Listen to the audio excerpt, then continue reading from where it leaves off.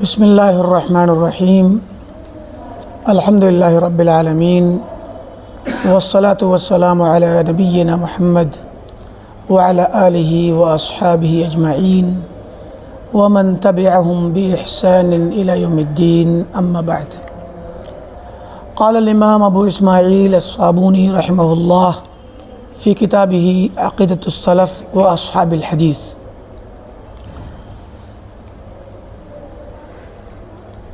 وَيَشْهَدُونَ لِمَنْ مَاتَ عَلَى الْإِسْلَامِ أَنَّ عَاقِبَتَهُ الْجَنَّةُ فَإِنَّ الَّذِينَ سَبَقَ الْقَضَاءُ عَلَيْهِمْ مِنَ اللَّهِ يُعَذَّبُونَ بِالنَّارِ مُدَّةً لِذُنُوبِهِمْ الَّتِي اكْتَسَبُوهَا وَلَمْ يَتُوبُوا مِنْهَا فَإِنَّهُمْ يَرِدُونَ أَخِيرًا إِلَى الْجَنَّةِ وَلَا يَبْقَى أَحَدٌ فِي النَّارِ مِنَ الْمُسْلِمِينَ فَضْلًا مِنَ اللَّهِ وَمِنَّهُ۔ ہمارا درس چل رہا تھا ابو اسماعیل الصابونی رحمۃ اللہ علیہ کی مشہور کتاب عقیدۃ السلف و اصحاب الحدیث کے پڑھنے پڑھانے اور سمجھنے سمجھانے کے سلسلے میں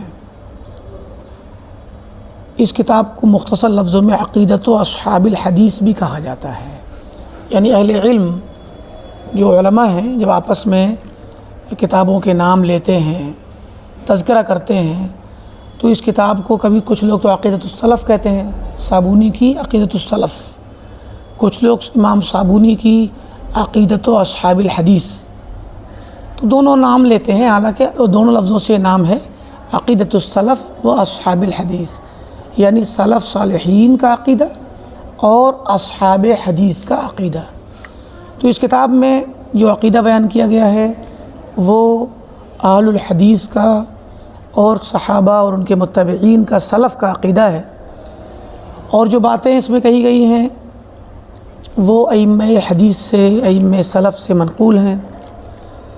ہمارا جو آخری مسئلہ تھا جس پر ہمارا آخری درس ہوا تھا وہ تھا کہ کسی بھی شخص کے بارے میں جو مسلمان ہو باقاعدہ تعیین کر کے، نام لے کر کے کسی کا یہ کہنا کہ یہ شخص جنتی ہے، یا کسی دوسرے شخص کے بارے میں کہنا کہ یہ شخص جہنمی ہے، اس سلسلے میں اہل الحدیث اور سلف کا عقیدہ کیا ہے اس پر بات چل رہی تھی۔ تو مصنف نے اس بات کو واضح کیا تھا کہ وَيَعْتَقِدُ أَصْحَابُ وَيَشْهَدُ، اعتقاد رکھتے ہیں اور گواہی دیتے ہیں اصحاب الحدیث، اہل الحدیث یعنی محدثین اور ان کے منہج اور طریقے پہ چلنے والے علماء اور ان کے متبعین گواہی بھی دیتے ہیں اور عقیدہ رکھتے ہیں اس بات کا کہ ان عواقب العباد مبہمہ، کہ لوگوں کے جو انجام ہیں، لوگوں کے انجام کیا ہوں گے، کس بندے کا کیا انجام ہوگا، یہ مبہم ہے، پتہ نہیں ہے، کسی بھی انسان کو نہیں پتہ کہ کس انسان کا کیا آخری انجام ہوگا۔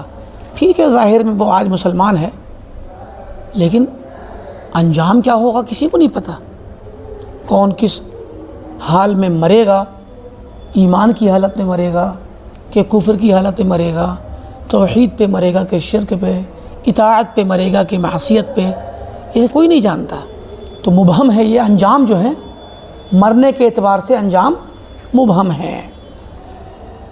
فرمایا لا یدری احد بما یختم لہ، کوئی نہیں جانتا کہ اس کا خاتمہ کس چیز پر ہوگا، اس کے وفات کے وقت وہ اس وقت کس حالت میں ہوگا، کوئی نہیں جانتا، کیونکہ غیب کا، اس کا تعلق غیب سے ہے۔ تو اسی وجہ سے ولا یحکمون لواحد بعینہ، کسی متعین شخص باقاعدہ نام لے کر کسی کا کہ فلاں شخص نام لے کر اس کے بارے میں فیصلہ نہیں کرتے ہیں کہ انہ من اہل الجنہ، کہ یہ جنتی ہے۔ ہم نہیں کہیں گے کسی کے بارے میں کہ یہ جنتی شخص ہے، کیونکہ ہمیں نہیں پتہ کہ اس کا انجام کیا ہوا، اس کی وفات کس چیز پر ہوگی، اور ہو گئی ہو تو کس پر ہوئی ہے، ہمیں نہیں پتہ۔ جیسے ہم کسی کے بارے میں جنت کا فیصلہ نہیں کریں گے، ویسے ہی اس کی برعکس بالکل الٹا کسی کے بارے میں جہنم کا بھی فیصلہ نہیں کریں گے۔ فرمایا وَلَا يَحْكُمُونَ عَلَىٰ أَحَدٍ بِعَيْنِهِ أَنَّهُ مِنْ أَهْلِ النَّارِ، اور کسی شخص پر، متعین شخص پہ باقاعدہ نام لے کے، اشارہ کر کے، تعیین کر کے نہیں فیصلہ کرتے ہیں کہ وہ شخص جہنمی ہے۔ زندہ ہو تب بھی نہیں کرتے، اور مر گیا ہو تب بھی نہیں کرتے۔ عام لوگوں کے متعلق یہ بات کہی جا رہی ہے۔ کیوں؟ ہم کیوں نہیں کہتے کسی کے بارے میں کہ یہ جنتی ہو سکتا ہے، چاہے وہ زندہ ہو یا مر چکا ہو، یا فلاں انسان جہنمی ہو سکتا ہے چاہے زندہ ہو یا مر چکا ہو؟ کیونکہ لِأَنَّ ذَلِكَ مُغَيَّبٌ عَنْهُمْ، کیونکہ یہ چیز ہم سے غائب ہے، غیبی چیز ہے، ہمارے لیے ہمیں نہیں پتہ کہ بندے کا انجام کیا ہوا۔ اگر مر گیا ہو تو مرنے کی وجہ سے ہمیں نہیں پتہ کہ بندہ کس حال میں مرا، ہمیں نہیں پتہ، اور اگر زندہ ہو تو ہم نہیں جانتے کہ وہ کس حال میں مرے گا۔ لا یعرفون علی ما یموت علی الانسان، وہ نہیں جانتے ہم کہ انسان کس پر مرتا ہے۔ کوئی مرنے والا جو مرا، ٹھیک ہے، ظاہری طور پہ تو ہم کو معلوم ہے کہ مسلمان تھا تو وہ اسلام پر ہی مرا ہے، کیونکہ اسلام کے خلاف کوئی چیز نہیں دکھی۔ ظاہری طور پہ کوئی انسان بچپن سے یا کلمہ ایک کلمہ کو نہیں تھا، بلکہ مشرک یا کافر ہی تھا اصلی طور پہ، خاندانی طور پہ، تو وہ ظاہر یہی ہے کہ وہ کفر پہ ہی مرا ہوگا، کیونکہ اسلام اس کا ظاہر نہیں ہوا، یہ ظاہر ہے۔ اور ظاہر کے اعتبار سے اس کے ساتھ ظاہری احکام جو بھی ہوں گے، ان ظاہری احکام میں اس کے ساتھ وہی والا معاملہ کیا جائے گا جو ظاہری چیزوں سے کرنا چاہیے۔ مثلا ایک بندہ مسلمان تھا اور اس کا انتقال ہو گیا، تو چونکہ اس کے قول سے، اس کے عمل سے، اس کے فعل سے، اس کے عقیدے سے کفر یا شرک یا غیر اسلام کوئی بھی دعویٰ اور کوئی بھی اس طرح کا اعتراف نہیں تھا کہ وہ کافر ہو گیا ہو، وہ مشرک بن گیا ہو، یا اس نے اعلان کیا ہو کہ میں اسلام میں نہیں رہوں گا، ایسا کچھ نہیں تھا۔ جنرل سی عام سی زندگی تھی، اسلامی زندگی میں مسلمان کی حیثیت سے وہ رہا اور انتقال کر گیا، تو اس کو ہم مسلمان مانیں گے، اس کو مسلمان مانیں گے، اور اس مسلمان مانتے ہوئے اس کو مسلمانوں کی طرح نہلا کے، دھلا کے، کفنا کے قبرستان میں، بلکہ اس کی نماز جنازہ پڑھ کے قبرستان مسلمین میں اس کو دفن کریں گے، اور اس کے لیے دعائے خیر بھی کریں گے، بخشش کی دعا بھی کریں گے، کیونکہ ہمیں پتہ ہے کہ مسلمان تو تھا، لیکن اس کے بارے میں یہ گواہی نہیں دے سکتے کہ یہ جنتی ہے۔ کیوں؟ کیونکہ اس کی موت، اس کے دل کے ارادوں اور اس کے مرتے وقت کے لمحات کا علم کسی کو نہیں، وہ صرف اللہ کو پتہ ہے۔ ایسے ہی معاملہ ہے بالکل الٹا بالبرعکس کافر کا۔ یہ معاملہ ہم تفصیل سے پیچھے کے درس میں بیان کر چکے تھے، اور بہت تفصیل سے اس پر ہم نے گفتگو کی تھی دلیلوں کی روشنی میں، کہ کافر کو بھی جو اپنے گھریلو خاندانی اعتبار سے یا ہوش و حواس کی حالت میں اس نے اسلام چھوڑ دیا، کفر کا اعلان کر دیا کہ میں اسلام کو چھوڑ رہا ہوں، کافر ہو گیا، کفار کی زندگی گزارنے لگا، اور پھر وہ اسی زندگی اور اسی حالت میں مر گیا، تو وہ ظاہر یہی ہے کہ وہ کافر تھا، کافر کفر پہ ہی مرا ہے، تو اس کے ساتھ معاملہ کفر والا ہی کیا جائے گا۔ اب اس کے دوسرے گھر والے اگر مسلمان ہوں تو ان کے ساتھ معاملہ اس کے بہت سارے مسائل ہیں کفر کے اور اسلام کے، ان معاملات میں اس کو کافر مانیں گے اور وہ لوگ مسلمان ہوں گے۔ تو لیکن اس کے بارے میں بھی یہ گواہی نہیں دیں گے ہم کہ یہ کافر تھا تو گیا جہنم میں سیدھا، نہیں۔ علیہ السلام یقولون، اہل الحدیث اور محدثین اور سلف کہتے ہیں کہ انا مؤمنون انشاءاللہ۔ اب یہاں دوسرا مسئلہ شروع ہو رہا ہے کہ ہم انشاءاللہ مومن ہیں، یعنی یہ مسئلہ جو بھی چل رہا تھا وہ انہوں نے ختم کر دیا. ہم نے تفصیل سے اس پر بات کر لی تھی. ایک مسئلہ ہے انا مومنون انشاءاللہ کہ ہم انشاءاللہ مومن ہیں. یعنی کوئی اگر آپ سے پوچھے کیا آپ مومن ہیں، سوال کرے کیا آپ مومن ہیں، تو اس کے جواب میں آپ انشاءاللہ کہہ سکتے انشاءاللہ میں مومن ہوں. یہ بھی بہت تفصیل طلب معاملہ، اس کی وضاحت ہم نے کی تھی کہ اس پر بعض فرقے، بعض اصحاب فکر اس طرح کے ہیں، ماضی میں بھی تھے اور ابھی بھی ہیں، کہ وہ اس سوال کے جواب میں وہ چاہتے ہیں کہ جواب آپ سیدھا دیں کہ ہاں میں مومن ہوں.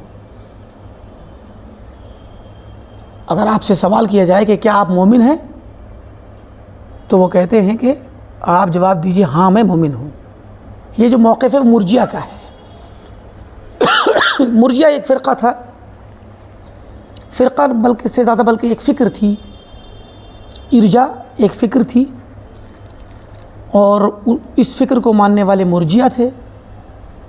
یہ امام ابو حنیفہ رحمۃ اللہ علیہ کے زمانے میں، سن 80 میں آپ کی پیدائش ہے اور 150 میں آپ کا انتقال ہے. اس دور میں یہ لوگ وجود میں آ چکے تھے. تو مرجیہ نے ایک نیا فلسفہ اسلام میں گھڑا، اور اس فلسفے کا مقصد اور حاصل یہ تھا کہ اعمال جو ہیں وہ ایمان کا حصہ نہیں. مطلب کوئی بندہ عمل کرے، نیک عمل کرے، تو ہم یہ نہیں کہیں گے کہ یہ مثلا کسی نے نیک عمل کیا، آج نیا عمل کیا، تو ہم کہیں کہ اس کا ایمان بڑھ گیا. یا نیک عمل کم ہوئے تو ہم کہیں اس کا ایمان کم ہو گیا. یہ بات کس نے کہی؟ مرجیہ نے. جبکہ صحابہ کا طریقہ اور قرآن و سنت کے دلائل اس بات پر دلالت کرتے ہیں کہ ایمان گھٹتا ہے اور بڑھتا ہے، اور اعمال بھی ایمان کا حصہ ہیں.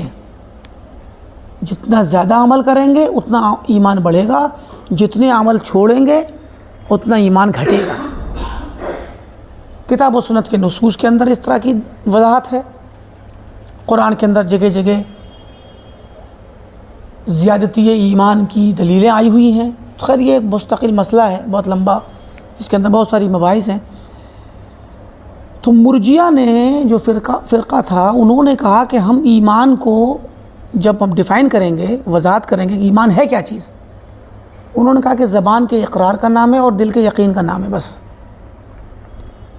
عمل ایمان میں نہیں ہے.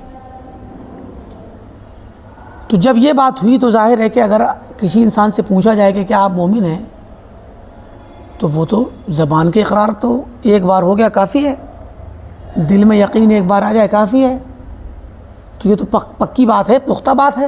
ہر آدمی کہہ دے گا کہ ہاں میں مومن ہوں، کیونکہ میں نے اقرار بھی کیا ہے اور مجھے دل میں یقین بھی ہے. اس اعتبار سے اگر سوچیں تو جواب یہی آنا چاہیے کہ ہاں میں مومن ہوں، یقین سے آنا چاہیے. تو چونکہ ان کے یہاں ایمان صرف زبان کے قول اور دل کے یقین کا نام ہے، تو انہوں نے کہا کہ واجب ہے کہ آپ یقین سے کہیں کہ ہاں میں مومن ہوں. یہ کہنا کہ نہیں انشاءاللہ میں مومن ہوں، یہ کون سی بات ہے؟ آپ کو یقین نہیں ہے کہ آپ مومن ہیں. تو اہل سنت والجماعت کے علماء، ائمہ سلف سے جب پوچھا گیا کہ کیا آپ مومن ہیں، امام ابو حنیفہ کے زمانے میں اور اس طرح کے جو شروع کا پہلی صدی کے آخر کا دور تھا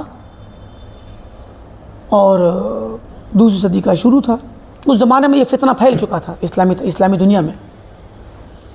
لوگ پوچھتے تھے باقاعدہ مجلسوں میں، سوالات ہوتے تھے علماء کرام سے مجلسوں میں کہ کیا فرماتے ہیں حضرت، اگر کوئی شخص کہے کہ ہم سے پوچھے کہ کیا مؤمن انت، کیا آپ مومن ہیں، تو ہم کیا کہیں؟ یہ ڈائریکٹ ان سے پوچھتے تھے کہ مومن انت، کیا آپ مومن ہیں؟ تو سلف نے اور ان کے متبعین نے، تابعین نے، باقاعدہ صحابہ کرام نے کہا، زیادتی ایمان کی بات کہی. صحابہ نے زیادتی ایمان کی، تعالوا نزداد ایمانا. صحیح بخاری کے اندر یہ روایتیں موجود ہیں. آؤ بیٹھو، حلقہ بنا کے بیٹھتے ہیں، تھوڑا ایمان زیادہ کر لیں. تو ایمان زیادہ کیسے ہوگا؟ صحابہ سے پوچھا گیا کہ بھئی ایمان کیسے زیادہ ہوگا؟ بولے جب ہم اللہ تعالیٰ کے کا ذکر کریں گے، دین کی باتیں سنیں گے، ان کو سمجھیں گے، ان پہ عمل کریں گے، تو اس سے ہمارا ایمان زیادہ ہوگا۔ تو ظاہر ہے کہ اگر ایمان عمل کے ساتھ جڑا ہوا نہ ہو تو ایمان کے زیادہ ہونے کا مفہوم ہی نہیں ہے۔ اسی لیے مرجئہ نے ایمان کے زیادہ ہونے کا انکار کیا۔ وہ کہتے ہیں ایمان زیادہ ہوتا نہیں ہوتا۔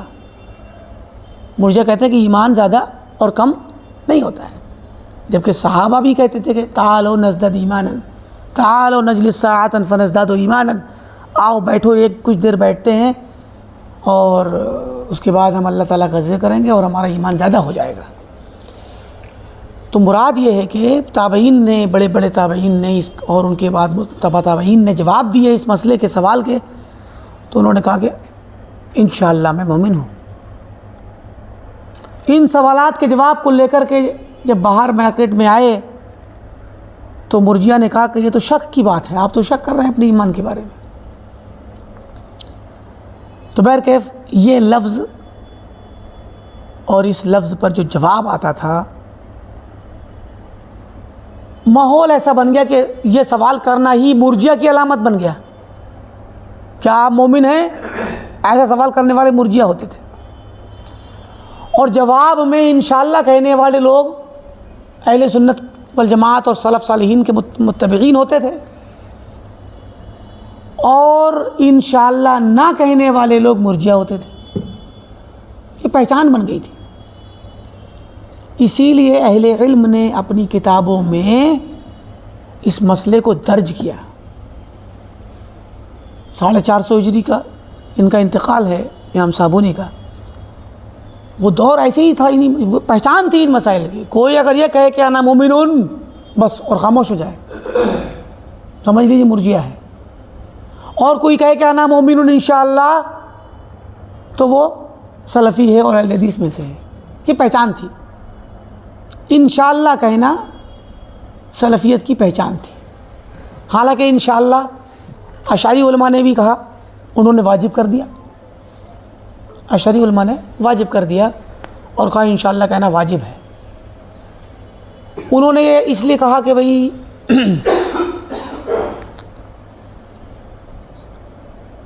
مومن آپ ہیں، آج ہیں مومن نا، آج تو ہمیں یقین ہے، لیکن یہ کسے پتہ کہ ایمان پہ ہی مریں گے؟ تو وفات کا اعتبار کرتے ہوئے انشاءاللہ ہماری وفات ایمان پہ ہوگی، یہ امید ہے ہمیں۔ وفات تو پتہ نہیں کس پر ہو، تو کہا اس لیے واجب ہے کہ انشاءاللہ کہو۔ اب چونکہ سلف نے انشاءاللہ کہہ رکھا تھا تو اشعری علماء کو انشاءاللہ کہنے کے لیے کیا ہوا، ایک وہ مل گیا، دلیلیں مل گئی کہ دیکھیں سلف نے بھی انشاءاللہ کہہ رکھا ہے۔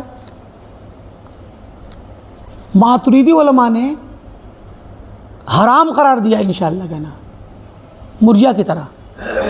تو اس طرح سے بہت سارا، یہ اس میں بہت بڑا یعنی بہت مسائل ہیں اس میں، اور ان کے یہاں کافی لے دے ہے اس میں۔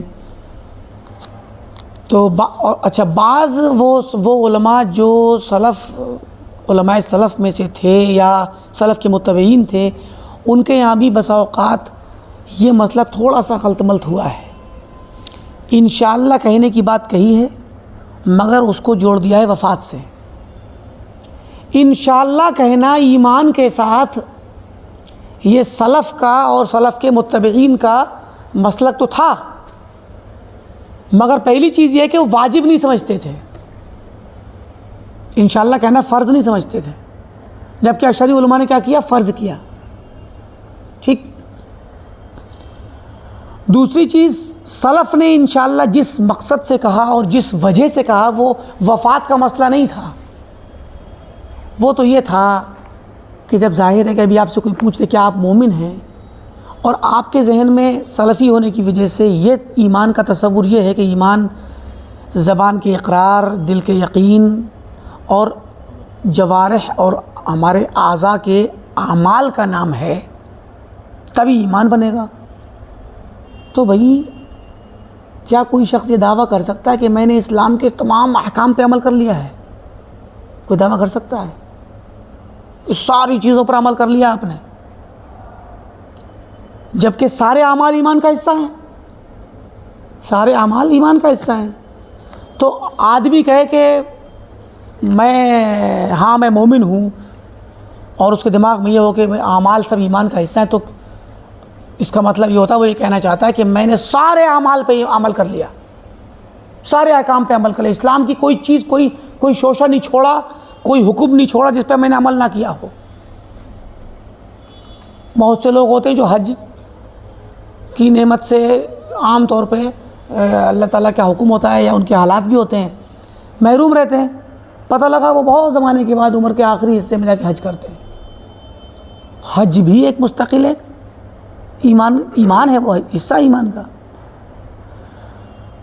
تو ساری چیزوں پہ عمل کیا ہوا لیکن حج نہیں کیا، تو آپ کیسے کہہ سکتے ہیں کہ میں نے جو ہے سارے چیزوں پہ عمل کر لیا؟ یقین سے کیسے کہیں کہ ہاں میں مومن ہوں؟ تو اسی لیے سلف کہتے تھے کہ ہم یہ دعویٰ نہیں کر سکتے کہ ہم نے ایمان کے تمام مسائل پہ، تمام احکام پہ، تمام تقاضوں پہ عمل کر لیا، پھر تو ہم مومن کامل ہو گئے۔ کوئی دعویٰ نہیں کر سکتا کہ ہم مومن کامل ہیں، کیونکہ ایمان تو بہت شعبے ہیں اس کے۔ حدیث میں جو آتا ہے کہ بضع و ستون یا بضع و سبعون شعبہ، 62 سے زیادہ یا 72 سے زیادہ۔ تو یہ جو شعبے ہیں یہ حقیقت میں دیکھا جائے تو کثرت کے لیے ہیں، طے شدہ نہیں ہے، کیونکہ ایک ایک شعبے کے اندر بہت ساری فروعات ہیں۔ صلاۃ ایک شعبہ ہے ایمان کا، صلاۃ کے اندر بے شمار فروعات ہیں، بہت سارے مسائل ہیں، بہت ساری عبادتیں ہیں۔ مال خرچ کرنا یا زکوٰۃ، تو زکوٰۃ اپنی جگہ ایک عبادت ہے، لیکن زکوٰۃ کے علاوہ زکوٰۃ کی طرح کی عبادتیں بہت ہیں۔ صوم ایک عبادت ہے، ایک شعبہ ہے ایمان کا، لیکن صوم فرض کے علاوہ کتنے صوم ہیں؟ تو مراد یہ کہ ایمان کے شعبے بہت زیادہ ہیں اگر دیکھا جائے تو، اور وجوہ الخیر، وجوہ البر، اعمال خیر، بھلائی کے کام کرنے کے راستے بہت ہیں۔ ان تمام کا احاطہ کرنا کوئی نہیں کر پائے گا، اتنا آسان کام نہیں ہے۔ تو جو کہتا ہے تو وہ یہ دوسرے، اگر وہ کہتا ہے کہ میں مومن ہوں اور دل میں کمال ایمان اور ایمان کامل کا تصور ہو، تو حقیقت میں وہ شاذ و نادر کچھ لوگ ہوں گے، تو ایسے لوگ جو ہے اپنا اظہار بھی نہیں کریں گے، انشاءاللہ ہی کہیں گے انشاءاللہ، امید ہے کہ انشاءاللہ ہم مومن ہیں۔ کوشش تو یہی ہوتی ہے کہ ایمان کے تمام تقاضوں پر کھرے اتریں۔ بعض لوگ ہوتے ہیں اللہ والے، جذبے والے، کوئی نئی بات معلوم ہوتی ہے فوراً عمل کرتے ہیں۔ امام احمد رحمۃ اللہ علیہ، احمد بن حنبل رحمۃ اللہ علیہ، کوئی بھی حدیث جب ان تک پہنچتی فوراً اس پہ عمل کرتے ہیں، چاہے اس عمل کی اس وقت کوئی ضرورت ہو یا نہ ہو، کوئی وقت اس کا ہو نہ ہو، حدیث پہنچی عمل کرنا ہے۔ تو اللہ والے ایسے ہوتے ہیں، لیکن پھر بھی ہر انسان مکمل چیز کا دعویٰ نہیں کر سکتا۔ تو سلف کا تو ماخذ یہ تھا کہ ہم کمال ایمان کا دعویٰ نہیں کر سکتے، اسی لیے انشاءاللہ کہتے ہیں۔ لیکن اشعری علماء نے کہا کہ نہیں، ہمیں وفات کے بارے میں نہیں پتہ کہ ہم وفات کس پہ ہوگی، اس لیے انشاءاللہ کہنا واجب ہے۔ تو تھوڑا سا خلط ملط ہوا ہے۔ امام صابونی بھی فرماتے ہیں کہ اہل حدیث کا کہنا ہے انا مومنون انشاءاللہ، ہم مومن ہیں انشاءاللہ، یہ بات تو صحیح ہے، اہل حدیث اس بات کو کہتے ہیں۔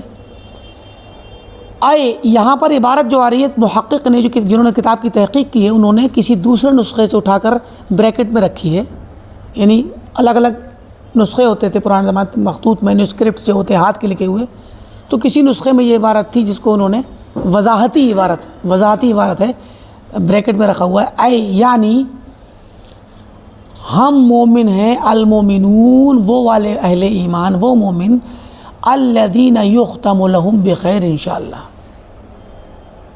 کہ جن کا خاتمہ انشاءاللہ خیر پہ ہوگا۔ تو یہ جو تفسیر آ رہی ہے کسی دوسرے نسخے سے، یہ سلفی تفسیر نہیں ہے، یہ اشعری تفسیر ہے، یہ تفسیر اشعری ہے۔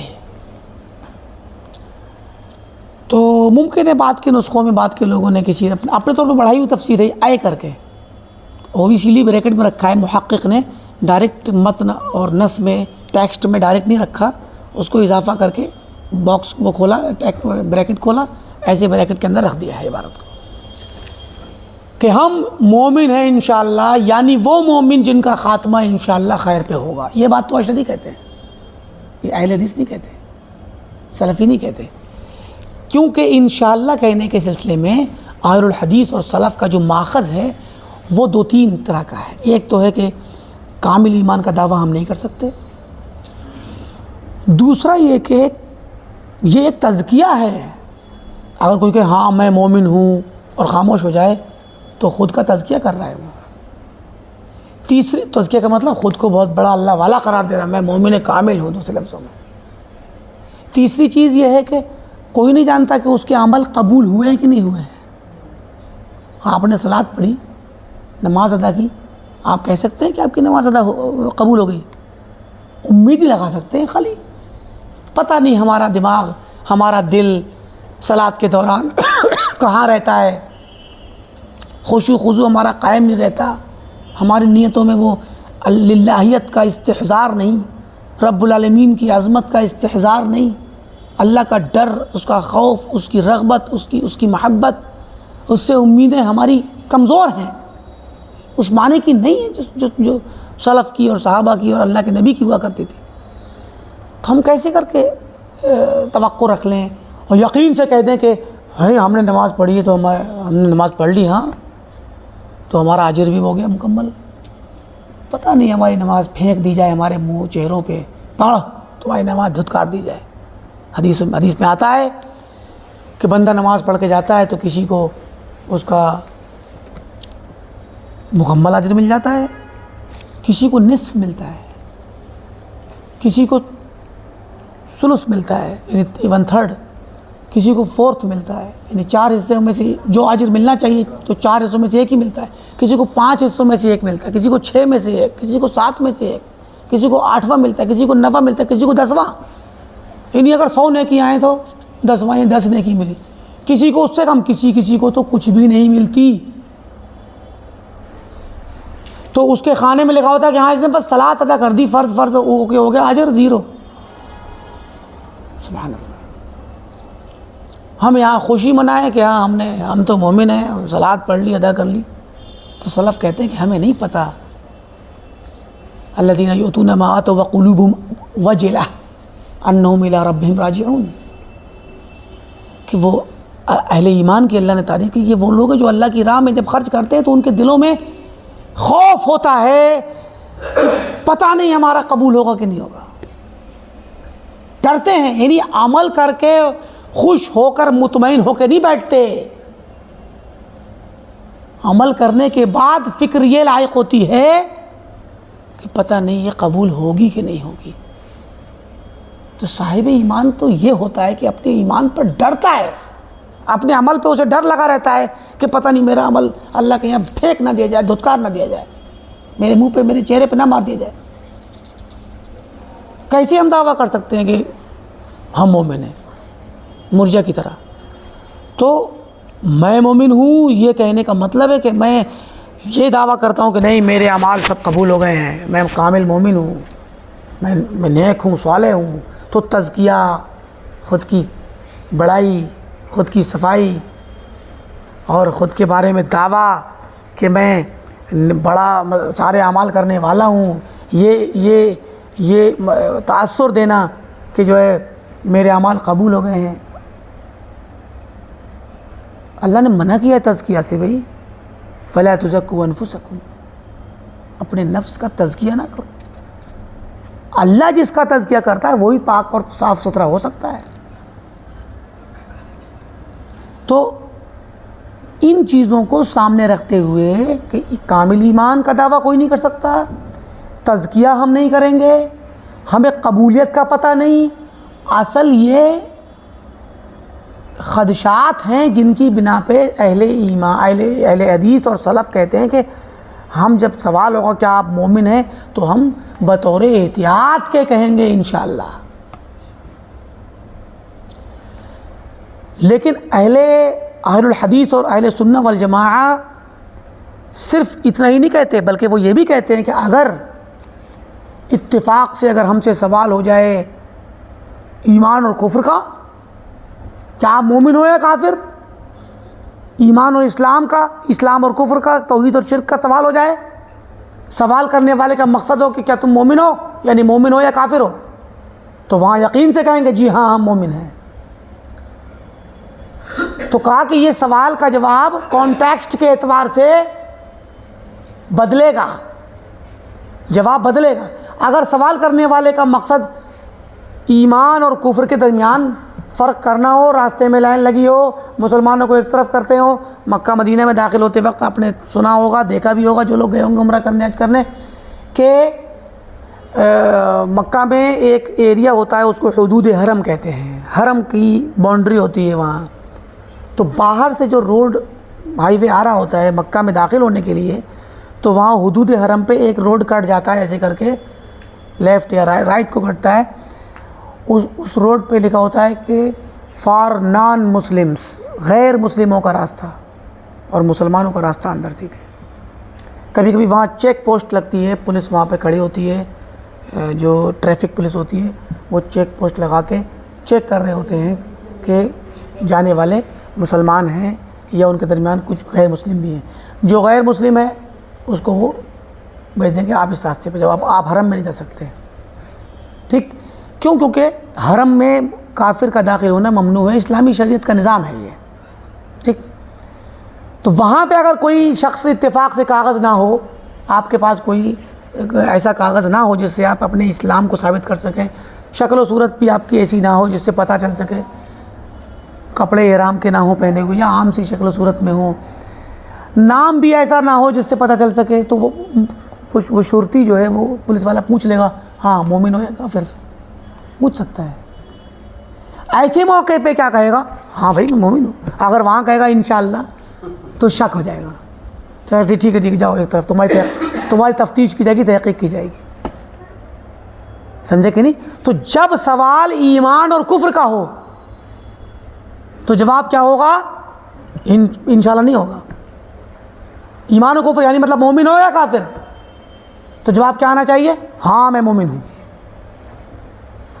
کیونکہ یہاں پہ تفریق، یہاں پر مقصد کفر اور ایمان کی بات ہے۔ جب عام سا سوال ہو، عمومی انداز میں لوگ پوچھتے ہیں کہ ارے بھائی ہم ایمان کے کام ہم نہیں کر پاتے، زندگی میں بڑی الجھنیں ہیں، یا ہم بہت ساری غفلت کے مسائل میں، روزمرہ کی ضروریات اور مشغولیات میں اتنے کھو جاتے ہیں کہ ایمان کے تقاضوں کو، دین کے تقاضوں کو ہم پورا نہیں کر پاتے، تو ایمان پر بڑا سوال اٹھ جاتا ہے، لیول ایمان کا گر جاتا ہے۔ تو بھئی ہمارا تو بڑا، آپ کا کیا حال ہے، کیا آپ مومن ہیں؟ ایسے کوئی پوچھ لے۔ اب چونکہ سیاق و سباق ایمان پہ عمل کرنے والی عمومی زندگی کے پر ہو رہا ہے، سیاق و سباق وہی ہے، تو پھر ایسی صورت میں آپ کہیے انشاءاللہ میں مومن ہوں، کیونکہ اپنی نیکیوں کو چھپانا بھی چاہیے ہے۔ آپ کہیں ہاں میں مومن ہوں، یعنی لوگ کہیں اچھا ماشاءاللہ آپ تو پھر ایمان کے سارے تقاضوں کو پورا کرتے ہیں، ایمان کی ساری چیزوں پہ عمل کر لیتے ہیں، تو خوش ہوں گے۔ ہاں کر لیتے ہیں، کوشش تو یہی رہتی ہے۔ تو اس طرح کی باتیں پھر تزکیے والی آئیں گی، اپنے اعمال کو دکھانے والی آئیں گی، جبکہ شریعت چاہتی ہے کہ بندے کا ایمان، بندے کے اعمال، بندے کی عمومی جو نیکیاں ہیں وہ چھپی ہوئی رہیں، اللہ اور بندے کے درمیان رہیں، تو اس لیے بندے کو احتیاط میں انشاءاللہ کہنا چاہیے۔ کتنا پیارا مسلک ہے، کتنی پیاری تفسیر ہے، اور کتنا پیارا ماخذ ہے۔ اب اس ماخذ کو شب خون مار کے ہتھیا لیا کس نے؟ اشعریوں نے۔ اشعری کا مطلب ہوتا ہے، ہمارے ہندوستان میں جو احناف ہیں یہ تو ماتریدی ہیں لیکن اشعری بھی ہیں ساتھ میں، مگر جب اشعری ماتریدی پرانے زمانے کے علماء میں اختلاف ہوتا ہے تو یہ لوگ کوشش کرتے ہیں دونوں ملا لیں، اور نہیں ہو پاتے تو پھر ماتریدی کو مانتے ہیں۔ ہندوستان بر صغیر، ماوراء النہر، افغانستان اور ازبکستان، تاجکستان، قزاقستان، چائنا اور ادھر کے جو ممالک ہیں، ان ممالک میں عموماً ترکستان، مشرقی ترکستان، اب تو چائنا میں آ گیا وہ مشرقی ترکستان جو ہے، ان ممالک میں ماتریدی مسلک زیادہ چلتا ہے، حتیٰ کہ ترکی میں بھی ماتریدی لوگ ہیں۔ تو ترک قبائل جتنے بھی تھے، ترکمانستان کے بھی اور مشرقی ترکستان کے اور ترکیہ کے رہنے والے، یہ تمام کے تمام ممالک میں جو مسلک ہے وہ ماتریدی ہے۔ ترکی حکومت کے ذریعے، عثمانی حکومت کے ذریعے جتنے بھی جگہوں پہ اسلام پہنچا یورپ کے اندر، اور البانیہ، بوسنیا، کوزوو جو اس طرح کے ممالک ہیں، اور اسی طریقے سے یونان میں اور آس پاس کے ممالک جو سوئٹزرلینڈ وغیرہ میں جو بہت سارے مسلمان ہیں، جو اسلامی حکومت کے دور سے، جب اوٹومن امپائر کا دور تھا، تو وہ لوگ بھی سب انہی کی وجہ سے کیا ہیں، وہاں پر بھی ماتریدی ہیں۔ عرب دنیا میں عراق ہے، اردن ہے، شام ہے، ادھر پھر مصر ہے، اور مصر کے بعد لیبیا، جزائر، تونس، مغرب، مراکش، پورا افریقہ، اور ادھر آگے جائیں تو انڈونیشیا، ملیشیا، یہ تمام ممالک میں جو مسلمان ہیں یہ اشعری مسلمان ہیں۔ تو مسلمانوں میں عموماً بڑے بڑے دو فرقے پائے جاتے ہیں، زیادہ تر اکثریت انہی دو میں سے یا تو اشعری ہے یا ماتریدی ہے۔ اشعری علماء نے کیا کیا، شبخون مار کے اس کو چھین لیا، بولے کہ سلف نے تو یہی کہا ہے، تو ہمارا مسلک، انہوں نے اپنے طور پہ مسلک قائم کیا اور کہا کہ جو ہے انشاءاللہ کہنا واجب ہے۔ بولے کیوں؟ کیونکہ پتہ نہیں بندہ کس پہ مرے گا۔ تو بھائی مرنے کا مسئلہ تو بات کا ہے، اعمال کے اعتبار کو تو مانتے نہیں ہیں یہ لوگ، یہ تو اعمال کے مسئلے ہیں، مرجئہ کے مسلک پر ہیں۔ تو مراد یہ کہ یہاں جو تفسیر آ رہی ہے وہ اہل الحدیث کی تفسیر نہیں ہے، کسی اشعری کی تفسیر ہے جو کسی نسخے سے آئی ہے، اور یہ اس وجہ سے ہم کہہ رہے ہیں کیونکہ صرف تنہا یہی ایک تفسیر لکھی گئی ہے، ورنہ اگر ہم مومن ہیں انشاءاللہ اس کی تفسیر میں اور باتیں بھی ہوں تو پھر اس کو ملانے میں کوئی حرج نہیں ہے۔ یہ بات اہل سنہ والجماعہ سلف کے علماء نے بھی بطور احتیاط کے اس کو بھی شامل کیا ہے کہ بھئی آخر میں وفات کا بھی کسی کو نہیں پتہ، لیکن یہ زیادہ تر سلف کے علماء نے کہتے نہیں ہیں، اس کو شامل کر لیتے ہیں، لیکن زیادہ اعتبار انہی چیزوں کا ہے، کامل ایمان کا، تزکیہ نفس کا اور قبولیت کا، جب انشاءاللہ کہتے ہیں تب۔ چلیے، یہ لمبا کھنچ گیا مسئلہ۔ فرماتے ہیں کہ وَيَشْهَدُونَ لِمَنْ مَاتَ عَلَى الْإِسْلَامِ أَنَّ عَاقِبَتَهُ الْجَنَّةُ۔ اہل الحدیث اور محدثین اور سلف صالحین گواہی دیتے ہیں اس بندے کے بارے میں جو اسلام پر مرے، یعنی ظاہری طور پر پتہ چلا کہ جیسے بات ابھی آئی تھی کہ ظاہری طور پہ معلوم ہے کہ یہ بندہ مسلمان تھا، اور ظاہراً انشاءاللہ وہ مسلمان ہی مرا ہے۔ ہمارے گھرانوں میں، ہمارے رشتہ داروں میں، آس پڑوس میں جو مسلمان ہیں، تو وہ جب کسی کا انتقال ہوتا ہے تو عموماً ظاہری طور پہ تو وہ مسلمان ہی ہیں، اور سب اسلام پر ہی ان کا خاتمہ محسوس ہوتا ہے۔ تو ایسے لوگوں کے بارے میں جو اسلام پر مرے ہیں، ان کے بارے میں گواہی دیتے ہیں کہ ان عاقبتہ الجنہ، کہ ان کا انجام، آخری انجام، عاقبہ کے معنی آخری انجام، قیامت میں اٹھنے کے بعد آخری انجام جنت ہے۔ ہم یہ کہتے ہیں کہ جو بندہ اسلام پہ مرا وہ آخر کار جنت میں جائے گا۔ کیا مطلب؟ آخر کار تو یقینی ہے، جب اسلام پہ مرا ہے تو آخری انجام تو یقینی طور پہ جنت ہے، لیکن اولی انجام کیا ہوگا؟ ممکن ہے بھئی یہ اسلام پر تو مرا ہے، کلمہ توحید پہ مرا، لیکن اعمال بڑے خراب تھے، سود کھاتا تھا، دکانداری میں خیانت کرتا تھا، بددیانتی سے کام لیتا تھا، دھوکے سے کام لیتا تھا، اور بھی مثال ہے، تو اور بھی خرابیاں تھیں، ہے تو مسلمان لیکن خرابیاں بہت تھیں۔ مسلمان ہے تو آخری انجام جنت ہے، یہ پکی بات ہے، لیکن اعمال سیئہ، برے اعمال کی وجہ سے ممکن ہے اس کو عذاب ہو جائے، ہو سکتا ہے اللہ تعالیٰ اس کو عذاب دے۔ تو پھر کیا ہوگا؟ اگر یہ بندہ عذاب دیے جانے والوں میں سے ہوا تو یہ عذاب اٹھائے گا، اس کو جہنم میں ڈالا جائے گا، اور پھر نکالنے کے بعد جنت میں ضرور جائے گا، کہ انجام آخری انجام جو ہے جنت ہوگی۔ یہ کہتے ہیں فَإِنَّ الَّذِينَ سَبَقَ الْقَضَاءُ عَلَيْهِم مِّنَ اللَّهِ، جن کے بارے میں اللہ تعالیٰ نے پہلے فیصلہ کر دیا ہے کہ یہ يُعَذَّبُونَ بِالنَّارِ مُدَّةً، کہ ان کو کسی ایک مدت تک عذاب دیا جائے گا جہنم میں، لِذُنُوبِهِمُ الَّتِي اكْتَسَبُوهَا، ان گناہوں کی وجہ سے جو انہوں نے کمائے تھے، وَلَمْ يَتُوبُوا مِنْهَا، اور گناہ کرنے کے بعد توبہ نہیں کی تھی اور مر گئے بغیر توبہ کے، لیکن اسلام پر ہی مرے، اور اللہ نے ان کے متعلق یہ فیصلہ کر رکھا ہے ازل سے ہی کہ اس بندے کو تو میں عذاب دوں گا، کیونکہ ایسے لوگوں میں کچھ کو بخشے گا بھی لیکن کچھ کو عذاب بھی دے گا۔ قرآن کے اندر اللہ نے فرمایا کہ ان اللہ لا یغفر ان یشرک بہ، اللہ تعالیٰ شرک کو معاف نہیں کرے گا، وَيَغْفِرُ مَا دُونَ ذَلِكَ لِمَن یشاء، اور شرک سے چھوٹے گناہوں کو جسے چاہے گا بخش دے گا، تو سب کو نہیں چاہے گا، جس کو چاہے گا۔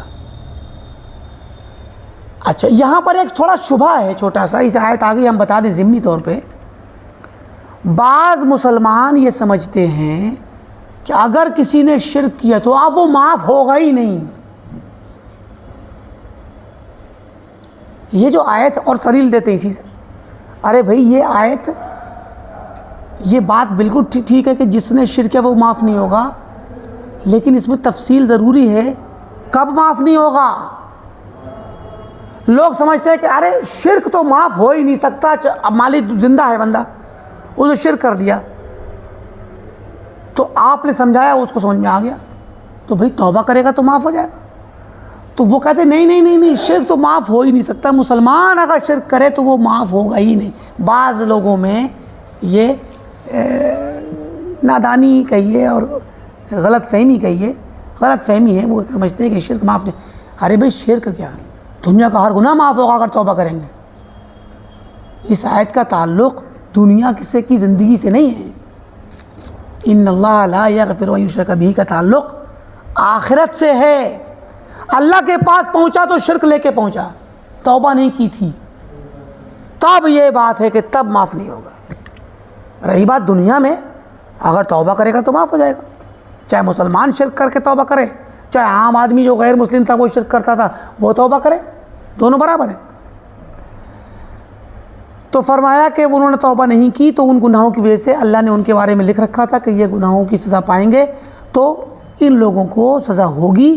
فَإِنَّهُمْ يَرِدُونَ آخِرًا الْجَنَّةِ، اور آخر کار یہ لوگ جنت میں جائیں گے، کیونکہ یہ ان کا انتقال اسلام پر ہوا ہے۔ وَلَا يَبْقَى أَحَدٌ فِي النَّارِ مِنَ الْمُسْلِمِينَ، مسلمانوں میں سے کوئی بھی شخص آگ میں نہیں رہے گا، ہمیشہ بچے گا نہیں۔ لا یبقى، آگ میں باقی نہیں رہے گا ہمیشہ کے لیے مسلمانوں میں سے کوئی بھی، یعنی اگر کسی مسلمان کو اپنے گناہوں کی وجہ سے جہنم میں جانا پڑا تو وہ ہمیشہ کے لیے جہنم میں باقی نہیں رہے گا۔ فضلا من اللہ ومنا، یہ اللہ کا خصوصی فضل ہے اور امتنان ہے کہ وہ مسلمانوں کو ہمیشہ جہنم میں نہیں رکھے گا۔ ومن مات والعیاذ باللہ علی الکفر، اور جو بندہ کفر پہ مر گیا اللہ کی پناہ، فمردہ الی النار، تو پھر اس کا ٹھکانہ جہنم ہے، لا ینجو منہا، اس سے وہ نجات کبھی نہیں پائے گا، ولا یکون لمقامہ فیہا منتہا، اور جہنم میں اس کی اقامت کے لیے کوئی انتہا نہیں ہوگی، ہمیشہ رہے گا۔ اس پہ بھی ہم آپ کو کچھ پیچھے مسائل بتا چکے ہیں کہ بعض اہل سنت نے اس مسئلے میں اختلاف کیا ہے اور کہا ہے کہ جنت تو ہمیشہ رہے گی لیکن جہنم فنا ہو جائے گی، لیکن کب ہوگی وہ اللہ ہی بہتر جانے۔ یہ بعض لوگوں کا قول ہے، لیکن جمہور امت، اکثریت امت کی اس بات کی قائل ہے کہ جہنم بھی کبھی فنا نہیں ہوگی اور جنت بھی کبھی فنا نہیں ہوگی، ہمیشہ رہیں گی۔ جنت میں جنتی ہمیشہ رہیں گے اور جہنم میں جہنمی بمعنی کفار جہنمی ہمیشہ رہیں گے، کبھی نہ وہ نکالے جائیں گے نہ کبھی وہ وہاں سے ختم ہوں گے۔ حالانکہ اس سلسلے میں بہت سے اقوال ہیں، معتزلہ کا ایک فرقہ ہے، معتزلہ فرقہ، اس فرقے کے اندر بھی بہت سے فرقے، ان میں سے ایک فرقہ حذیلیہ، ابو الحذیل العلاف، ابو الحذیل العلاف، یہ ایک شخص تھا جو معتزلی تھا. اس نے اپنا فلسفہ نکالا. اس نے کہا کہ نہیں، عقلی لوگ تھے، عقل پرست، تعقل پرست، عقل سے فیصلہ کرنے والے. اس نے کہا نہیں، جہنمی جہنم میں ہمیشہ تو رہیں گے، لیکن ایک وقت کے بعد جلتے جلتے جلتے جلتے ان کی یہ ہو جائیں گے نباتات کو، ان کے جمادات کی طرح جماد بن جائیں گے، پہاڑ پتھر، اینٹ پتھر کی طرح. انہیں کوئی احساس گرم عذاب کا احساس ہونا ختم ہو جائے گا.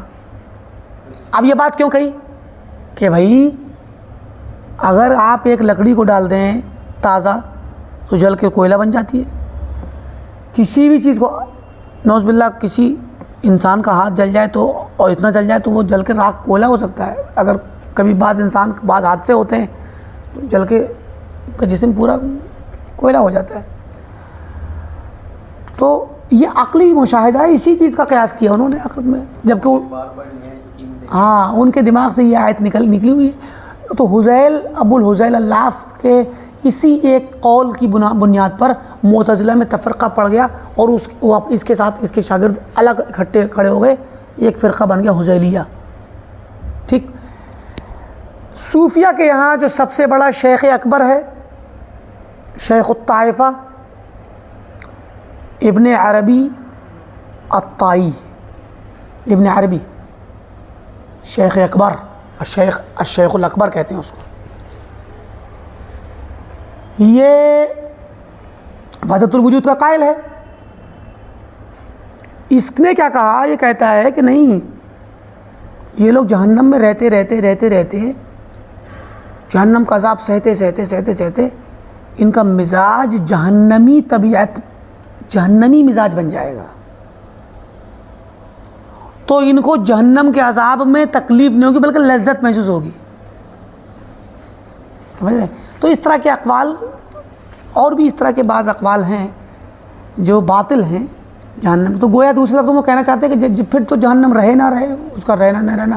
ابراہیم علیہ السلام کو آگ میں ڈالا گیا، گلے گلزار بن گئی، چمن بن گئی، پھولوں کی طرح ٹھنڈی ہو گئی نا، آگ ٹھنڈی ہو گئی. تو تپش والی، گرم جلانے والی آگ جب ٹھنڈی ہو گئی تو ابراہیم علیہ السلام تو خوشی خوشی کھڑے ہوئے تھے.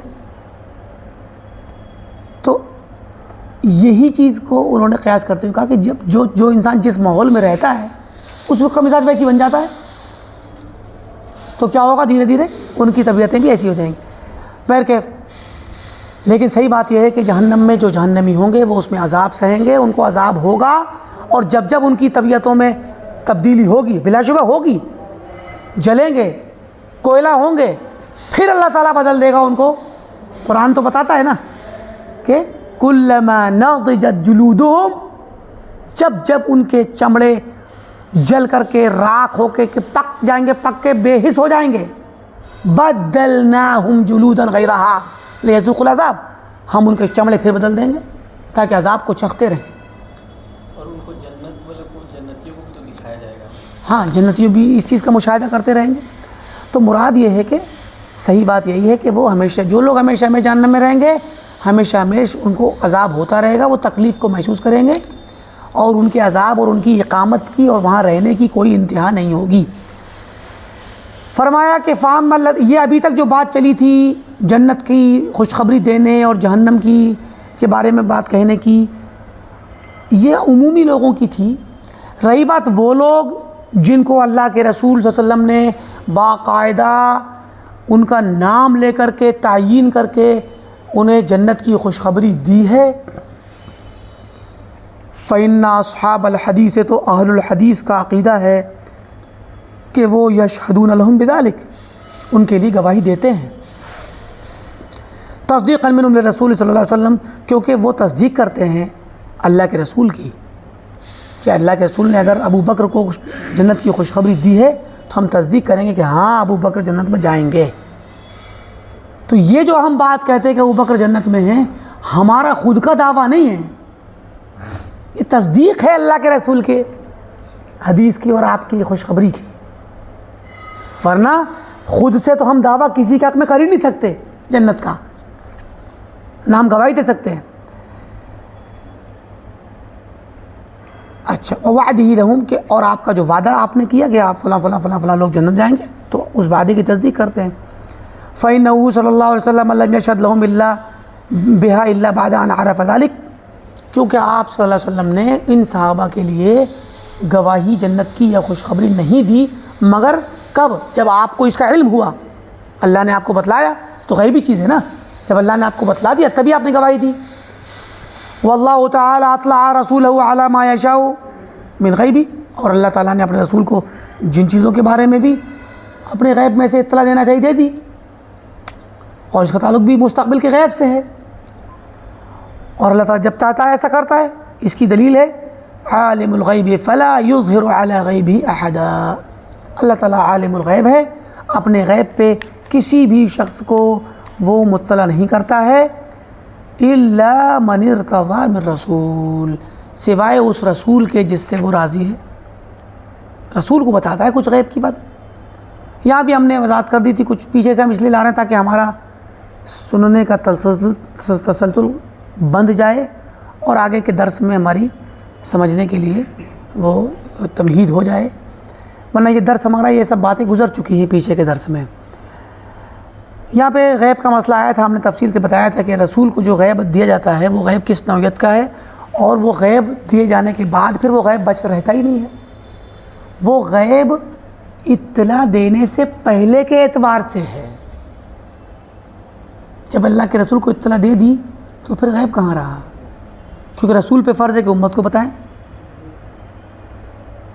تو اللہ نے اپنا غیب، اپنا راز رسول کو بتا دیا، تو بتاتے ہی وہ غیب نہیں رہا، اس لیے کہ غیب تو وہ ہے جسے تنہا اللہ جانتا ہے، غیب تو وہ ہے جس کو تنہا اللہ جانتا ہے اور کوئی نہیں جانتا۔ جب اللہ نے اپنے رسول کو بتایا تو وہ اللہ تعالیٰ کی تنہائیت اور انفرادیت ختم ہو گئی اس والے حصے میں جو بتلایا گیا، تو غیب رہا ہی نہیں وہ۔ اور رسول کے پاس جانے کے بعد بھی وہ رکے گا نہیں کہ چلیے رسول کو رازدار بنا لیں۔ رسول شریعت کی باتوں میں رازدار اس معنی میں تو ہے کہ اللہ نے اپنا راز بتلایا، مگر راز کو روک کر کے وما ہوا علی الغیب بضنین، قرآن میں اللہ نے فرما دیا کہ یہ رسول جو ہیں غیب کے معاملے میں کنجوس نہیں ہیں، غیب کی جو امانت انہیں دی جاتی ہے اس کو بیان کرنے میں کنجوسی نہیں کرتے، چھپاتے نہیں ہیں۔ تو جو غیب کی خبر دی جائے گی رسول صلی اللہ علیہ وسلم کو، وہ آپ تک رکنی ہی نہیں ہے اور امت تک آنی ہے، تو پھر غیب کہاں رہا؟ تو غیب تو پھر وہ رہا جو بتایا بھی گیا ہے۔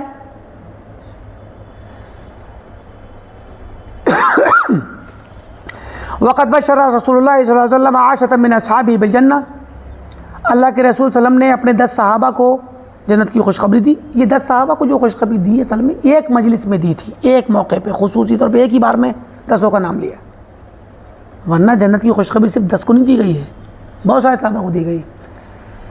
وہ کون ہے؟ ابوبکر، عمر، عثمان، علی، طلحہ، زبیر، عبد الرحمن بن عوف، سعد بن وقاص، سعید بن زید، ابو عبیدہ بن جراح وغیرہ۔ تو یہ ہو گئے۔ ان کے علاوہ وکذالک، مزید قال علیہ ثابت بن قیس بن شماس، ثابت بن قیس بن شماس یہ اللہ کے نبی کے زمانے میں خطیب تھے، مسجد میں خطبہ دیا کرتے، دوسری جو مسجدیں تھیں ان کے بارے میں آپ نے فرمایا انہو من اہل الجنہ، یہ جنتی ہیں۔ قال انس بن مالک، انس فرماتے ہیں کہ فلقد کان یمشی بین اظہرنا، ثابت بن قیس ہمارے درمیان آنا جانا کرتے تھے، چلتے پھرتے رہتے تھے، اور ہم کہتے تھے ونحن نقول، ہم راستے میں گزرتے ہوئے ان کو دیکھتے ہم کہتے کہ یہ جنتی شخص جا رہا ہے، کیونکہ اللہ کے نبی نے ان کا نام لے کر خوشخبری دی ہے۔ تو جب اللہ کے نبی نے خوشخبری دے دی تو آپ نے خوشخبری کیسے دی ہے؟ اللہ تعالیٰ کے بتلانے پر۔ اللہ تعالیٰ اگر بتائے گا کہ فلاں شخص جنتی ہے تو کیا وہ بعد میں مرنے سے پہلے مرتد ہو سکتا ہے؟ اس کا مطلب یہ جنتی تو جنتی ہے، یہ کبھی بھی خراب نہیں ہوگا۔ اور یہی چیز ہے صحابہ اکرام کے متعلق.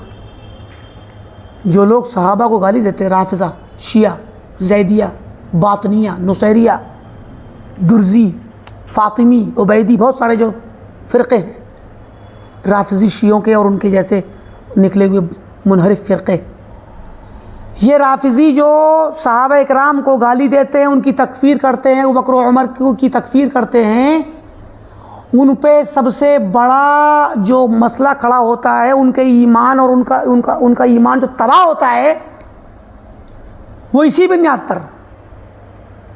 صحابہ میں ابو بکر ہوں یا عمر ہوں، بحیثیت انسان وہ معصوم من الخطا نہیں. ابو بکر معصوم من الخطا نہیں، عمر، عثمان، علی، کوئی بھی صحابہ ہوں معصوم عن الخطا نہیں ہیں.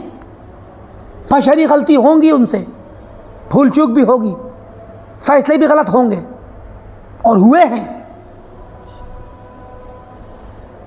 مگر اچھا، ابھی اس خوشخبری کو ابھی تھوڑی دیر کے لیے روک دیجئے. صرف یوں ہی کہ یہ ایک صحابہ کا گروہ ہے، 1,00,000 سے زیادہ صحابہ اکرام کی تعداد ہے، مگر سارے صحابہ کی درجات ایک سے نہیں ہیں. لیکن جو لوگ بھی اللہ کے نبی کے زمانے میں مسلمان ہوئے اور آپ سے ملاقات کی وہ صحابی ہیں. صحابی کسے کہتے ہیں؟ جو شخص اللہ کے نبی صلی اللہ علیہ وسلم سے حالت ایمان میں ملاقات کرے اور ایمان پر ہی وفات پا جائے. علماء کہتے ہیں وَلَوْ تَخَلَّلَ ذَلِكَ رِدَّةٌ، چاہے اس کے درمیان ارتداد ردت ہی کیوں نہ آ گئی ہو، مرتد کیوں نہ ہو گیا ہو. بعض صحابہ ایسے تھے کہ جب فتنہ ارتداد شروع ہوا اللہ کے نبی کی وفات پہ بہت سے لوگ مرتد ہو گئے، تو فتنہ تھا، کچھ لوگوں کو سمجھ نہیں آیا، وہ بھی مرتد ہو گئے. لیکن بعد میں لوٹ آئے کچھ لوگ. تو آپ دیکھیے، اللہ کے نبی کے زمانے میں مسلمان ہوئے، صحابی ہو گئے، آپ کے سامنے آپ کے ہاتھ پہ بیعت کی، آپ سے ملاقات کی، جو بھی ملاقات کا طریقہ تھا، صحابی ہیں. وفات کے بعد ان میں سے کچھ لوگ مرتد ہو گئے کسی فتنے کی بنا پہ، کسی لا علمی کی بنا پہ. بعد میں کچھ دنوں کے بعد پھر لوٹ آئے اسلام پر. ایسے ہیں کچھ واقعات بعض صحابہ کے. تو جو لوٹ آئے تو اب انہوں نے پھر سے اسلام کا کلمہ پڑھ لیا اور اب اسلام پہ ہی انتقال ہوا. تو یہ صحابی ہیں کیونکہ ان کی ملاقات اللہ کے نبی سے حالت ایمان میں ہو چکی ہے. ٹھیک ہے بعد میں مومن نہیں تھے لیکن پھر بعد میں ایمان لائے. تو صحابی کی تعریف کیا ہے؟ جو حالت ایمان میں اللہ کے رسول سے ملاقات کرے اور ایمان پر ہی موت ہو، چاہے بیچ میں مرتد کیوں نہ ہو گیا ہو.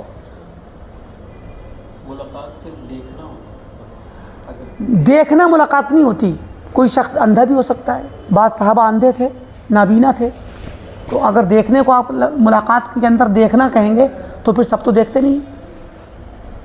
ٹھیک، دیکھنے کا مطلب یہ ہوتا ہے کہ مان لیجیے دیکھا ہم نے. ملاقات میں بھی ایک چیز ہوتی ہے کہ کوئی انسان سوچے کہ نہیں، ملاقات کا مطلب ہوتا ہے کہ ملیں، سلام دعا کریں، بیٹھیں، بات چیت کریں اور ملاقات یادگار رہے.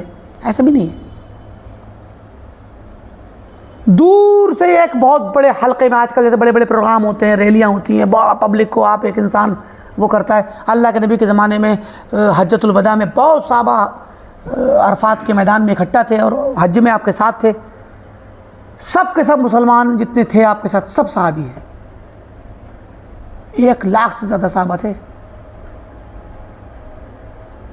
لیکن 1,00,000 صحابہ کے نام تاریخ کی کتابوں میں نہیں ملتے، کیونکہ سب کے بارے میں لوگ جانتے بھی نہیں کون کون تھا. ٹھیک، لیکن وہ شرف صحابیت سے مشرف ہیں کیونکہ اس حلقے میں تھے، وہ دیکھ رہے ہیں اللہ کے نبی کو دور سے، آواز سن رہے ہیں، کچھ کافی ہے. اچھا، خصوصی ملاقات نہ بھی ہو تب بھی صحابی ہیں. چھوٹا سا بچہ پیدا ہوا، اس کے ماں باپ اس کو اللہ کے نبی کے پاس لائے، گود میں رکھا، آپ نے برکت کی دعا کی، وہ بچہ بھی صحابی ہے گرچہ اس کو کوئی ہوش نہیں. لیکن صحابی کب رہے گا؟ جب وہ لاسٹ میں انتقال اس کا بڑے ہونے کے بعد اسلام پر ہو، تب وہ صحابی ہی رہے گا. لیکن اگر وہ بلوغت سے پہلے انتقال کر جائے تو صحابی ہے. کیونکہ بلوغت سے پہلے پہلے وہ مسلمان ہی ہے. ٹھیک, بلوغت سے پہلے پہلے تو ہم نے شاید کسی موقع بتایا تھا مشرکین کے بچے بھی مسلمان ہی شمار ہوتے ہیں, ان کا بھی ٹھکانہ جنت ہی ہے. راجح قول اور صحیح بات یہی ہے. مشرکین کے بچے جو نابالغ بچے, چھوٹے بچے, دودھ پیتے بچے سے لے کے نابالغ تک, اب بلوغت کی عمر تو خیر تعین نہیں کی جاتی ہے, وہ اس کی علامتیں ہوتی ہیں, لڑکا ہو یا لڑکی ان کی الگ الگ علامتیں ہیں, لیکن اب عمر اگر ایک اندازے میں لے لیں 13-14 سال, تو اس عمر سے پہلے پہلے, بلوغت سے پہلے پہلے کوئی لڑکا یا لڑکی مشرکین کی, کفار کا بچہ مر جائے, انتقال کر جائے, تو اسلام کا حکم یہ ہے کہ وہ جنت میں جائے گا, کیونکہ مکلف ہی نہیں ہے, ابھی اس کے کسی کام پہ کوئی تکلیف اور کوئی پابندی ہے ہی نہیں. یہ اسلام کی رحمت ہے, اللہ تعالیٰ کی رحمت ہے. اس اعتبار سے دیکھیں تو مشرکین و کفار کے گھروں کے اندر بھی جنتی موجود ہیں, جن کے بچے پیدائش میں مر گئے, جن کے بچے پیدا ہونے کے بعد مر گئے, جن کے بچے 1 سال میں, 2 سال میں, 3 سال میں, 4 سال میں, 6 سال میں انتقال کر جاتے ہیں, وہ جنتی ہیں. اچھا, اسی میں ضمناً ایک بات یہ بھی ہے کہ مشرکین, یا خاص کر ہمارے ہندوستان کے جو بت پرست مشرکین ہیں, یہ لوگ اپنے مردوں کو جلاتے ہیں, لیکن بچوں کو نہیں جلاتے, بچوں کو دفن کرتے ہیں. ہو سکتا ہے بعض فرقے جلاتے ہوں, لیکن عموماً ان کے یہاں چھوٹے بچوں کو دفن کیا جاتا ہے. شاید وہ ان کے یہاں یہ قانون ہو کہ جلاؤ اس کو جو بڑا ہو گیا تھا, جو گنہگار تھا, تاکہ جل کر کے کچھ اس کی پراشچت ہو جائے, اس کی کچھ کیا نام ہے گناہ جھڑ جائیں, تاکہ اس کی مکتی مل جائے نا, موکش مل جائے اس کو, تو وہ جلانے کے بعد وہ خود سزا دے کر کے جہنم کی اس کے گناہوں کو کم کر دیتے ہیں. لیکن بچے کے بارے میں تو یقین ہے کہ یہ گناہ ہے ہی نہیں اس کا متعلق. تو یہ شاید پرانے زمانے سے کچھ کانسیپٹ ہے جو چلا آ رہا ہے. مراد یہ ہے کہ ہم کہتے تھے کہ یہ صحابی جنتی ہیں جو ہمارے درمیان گھوم پھر رہے ہیں, چل رہے ہیں. تو یہ غیب کی بات ہے. باتیں چل رہی تھی کہ رافضی لوگ, شیعہ لوگ, صحابہ سے بغض رکھنے والے جب ابو بکر کو کہہ رہے ہیں کہ وہ ابو بکر مرتد ہو گئے, ابو بکر کافر ہو گئے نعوذ باللہ, عمر اور عثمان کو کافر قرار دے رہے ہیں, تو صرف ایک عام شخص کو کافر نہیں قرار دے رہے, انسان کو. ہم نے کہا بعض صحابہ, تمام صحابہ بحیثیت بشر غلطی کر سکتے ہیں, بعض صحابہ مرتد بھی ہوئے, اور ان میں 2 طرح کے لوگ رہے, مرتد ہو کے کچھ تو چلے کے واپس, اور کچھ واپس آئے, مطلب واپس ہوتا ہے اسلام سے پھر کے اپنے واپس کفر میں چلے گئے. مرتدین جو قبیلوں کی شکل میں اللہ کے نبی کے سامنے ہاتھوں پر اسلام لائے تھے, لیکن کچھ ان میں سے واپس بھی آئے. لیکن ابو بکر و عمر, اس پہ تو ہم قسمیں کھائیں گے کہ یہ مرتد نہیں ہوئے. کیوں؟ کیونکہ ان کو جنت کی خوشخبری دی گئی ہے, اور جنت کی خوشخبری یہ غیب کی بات ہے جو اللہ کے نبی کو اللہ تعالیٰ نے بتلائی, اور اللہ تعالیٰ کی بتلائی ہوئی بات, اللہ کے نبی کی بتلائی ہوئی بات غلط نہیں ہو سکتی. آپ کا یہ دعویٰ کرنا کہ یہ مرتد ہو گئے, یہ کافر ہیں, ابو بکر کو کافر قرار دینا, حقیقت میں اللہ کے نبی کی اور اللہ تعالیٰ کی اس خبر کو جھٹلانا ہے, اور یہ کفر ہے. تو صحابہ کی تکفیر کفر ہوئی. یہاں اس باب میں دیوبندی علماء کے یہاں بڑا لچر پوچ اور بہت بڑا ہی خراب موقف ہے, کمزور موقف ہے. ان کے علماء کہتے نہیں, صحابہ کو گالی دینا کفر نہیں ہے. ایک مسلمان کو گالی دینا کفر تھوڑی ہو جائے گا. حدیث پتہ ہے سباب المسلم فسوق, مسلمان کو گالی دینا فسق ہے, کفر نہیں. صحابہ بھی مسلمان ہیں, ان کو گالی دینا زیادہ زیادہ فسق کہہ سکتے ہیں, آپ کفر نہیں. ان لوگوں کا نظریہ کیا ہے ضابطہ؟ ان کا زاویہ نگاہ ہے صحابہ کو بحیثیت انسان دیکھنا. بلا شبہ صحابہ انسان ہی ہیں, فرشتے نہیں ہیں یا معصوم نہیں ہیں, لیکن بحیثیت انسان وہ غلطی تو کر سکتے ہیں. اور ایک بحیثیت مسلمان کسی کو گالی دینا, برا بھلا کہنا, گالی دینا, یہ فسق ہے. یا کسی مسلمان کی تکفیر کرنا, وہ اپنی جگہ ایک مسئلہ ہے کہ وہ اس کے احکام کیا ہوں گے. لیکن ابو بکر کو کوئی گالی دیتا ہے اگر, تو حقیقت میں وہ اس شخصیت کو گالی دے رہا ہے جس شخصیت کو اللہ اور اس کے رسول نے جنت کے دروازے میں استقبال کے لیے خوشخبری دے رکھی ہے، تو وہ حقیقت میں اللہ اور اس کے رسول کے دیے ہوئے پروانے پر اپنی چاقو اور چھری چلا رہا ہے کہ پھاڑ رہا، چاک کر رہا ہے اس کو۔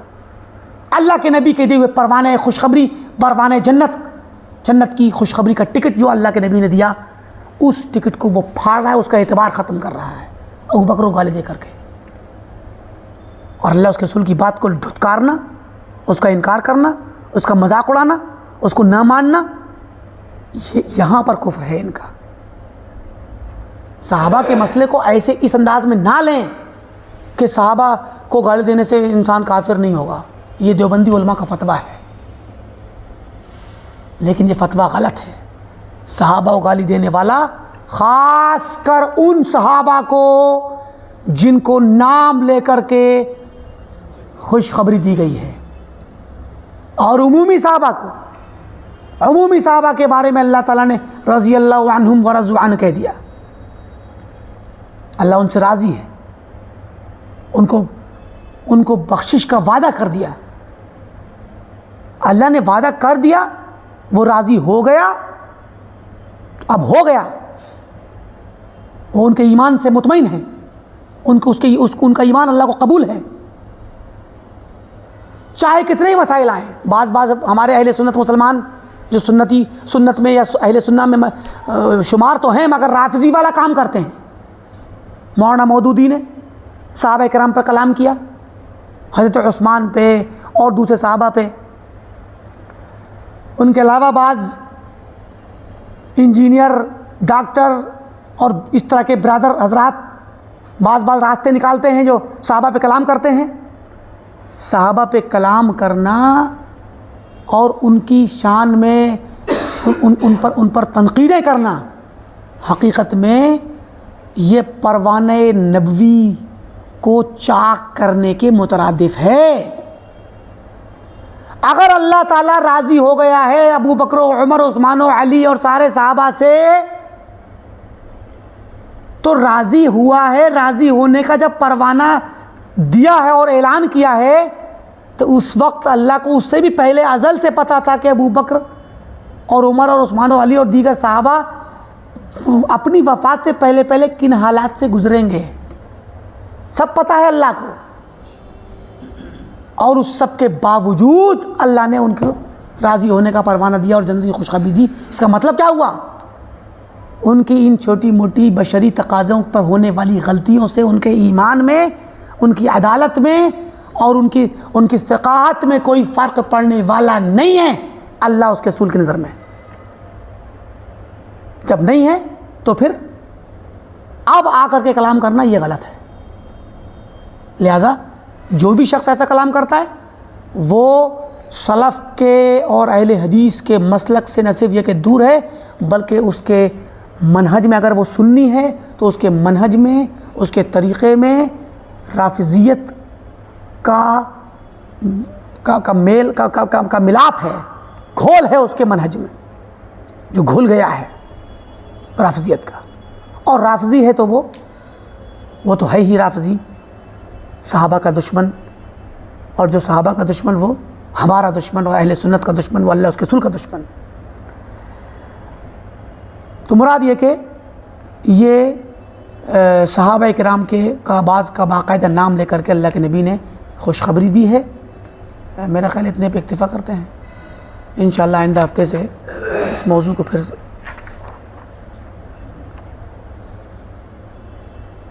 آگے بڑھائیں گے، کیونکہ یہ موضوع بڑا حساس ہے، تو اس پہ انشاءاللہ تھوڑا تفصیل سے کچھ باتیں لائیں گے باذن اللہ۔ انہی چند باتوں پہ اکتفا کرتے ہیں۔ سبحانک اللہم وبحمدک، اشہد ان لا الہ الا انت، استغفرک واتوب الیک۔ وصلی اللہ علی نبینا محمد وعلی آلہ وصحبہ اجمعین وسلم تسلیما کثیرا۔ کوئی سوال